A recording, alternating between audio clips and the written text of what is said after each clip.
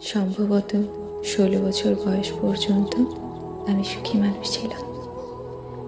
এরপর সুখগুলো কর্পূরের মতো উড়ে যেতে শুরু করেছে, অথবা ছাইদানিতে মরা আগুন হয়ে পড়ে থেকেছে বহুকাল।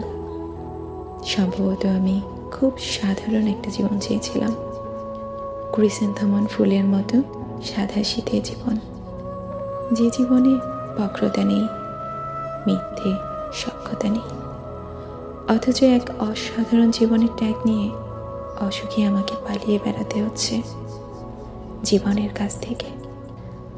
সম্ভবত আমি একটু আকাশ দেখতে চেয়েছিলাম, নীল আকাশ, ঝা চকচকে, যেদিকে একবার তাকালে দৃষ্টি যেতেই থাকে।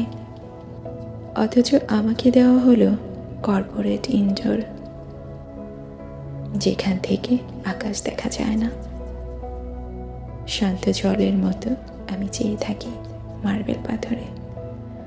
আমার সুখগুলোকে অপঘাতে মরতে দেখি প্রতিনিয়ত।